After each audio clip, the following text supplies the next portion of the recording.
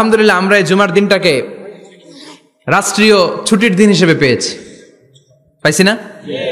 1984 সালে হুসাইন মোহাম্মদ এরশাদ সাহেব এই ভালো কাজ করছিলেন। উনি সব করছে জীবনে, স্বৈরাচারীও করছে, ভালো কাজও করছে। তো খারাপটা আর আমরা না বলি, যেটা ভালো এটাই বলি। উনার কারণে আজ অবধি এই 84 থেকে আজ বাংলাদেশের রাষ্ট্রীয়ভাবে সাপ্তাহিক ছুটির দিন কোনটা? আলহামদুলিল্লাহ কইবেন না? এই উসিলায় আল্লাহ ওনারে মাফ করুক।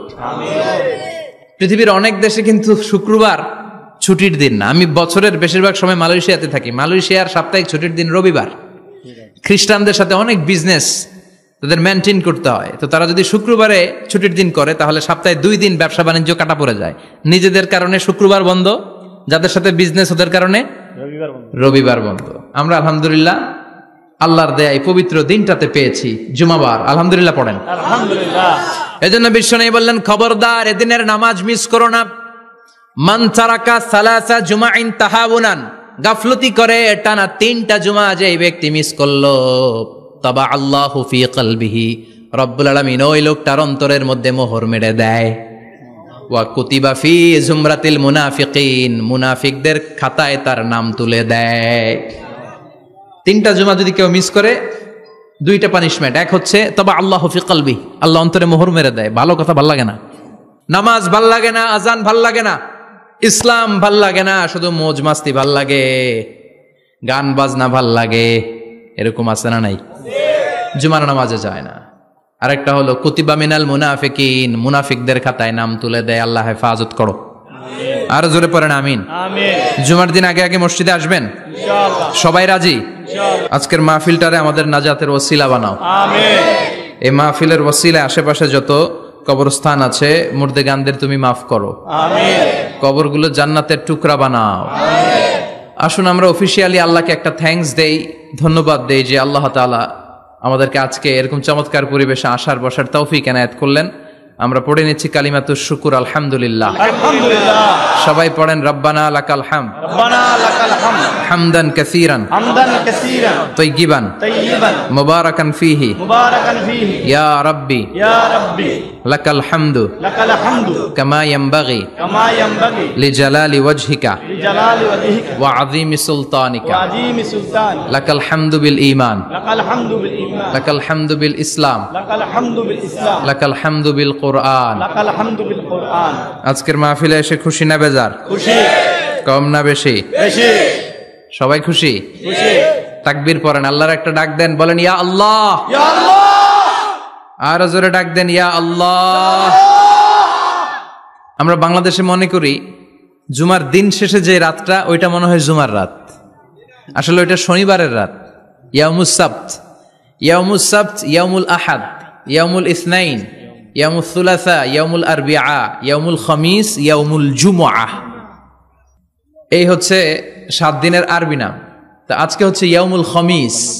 এদিনে বিশ্বনবী রোজা রাখতেন। সোমবার, বৃহস্পতিবার রোজা রাখবেন। যারা রোজা রাখবে তাদের জন্য ইন দ্য ডে অফ জাজমেন্টে আল্লাহ স্পেশাল একটা গেট বানাবে জান্নাতে ঢোকার জন্য।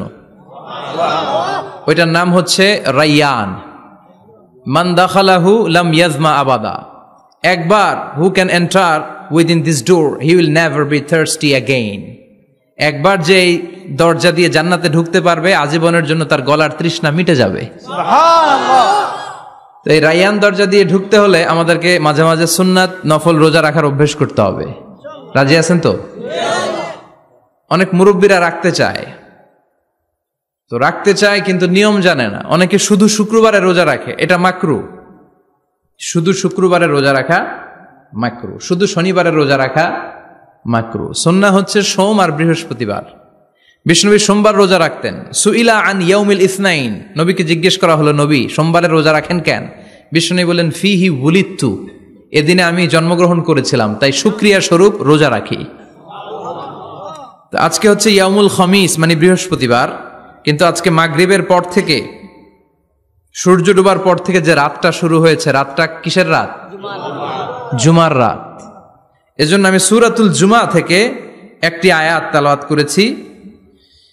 এই আয়াতের আলোকে জুমার দিনের ফজিলত, জুমার দিনের status, importance and significance in our life, in our social life এ নিয়ে আমরা কিছু কথা বলবো এবং জুমা কেন্দ্রিক আমাদের মধ্যে কিছু মিসআন্ডারস্ট্যান্ডিং, মিস ইন্টারপ্রিটেশন আছে, মিসকনসেপশন আছে।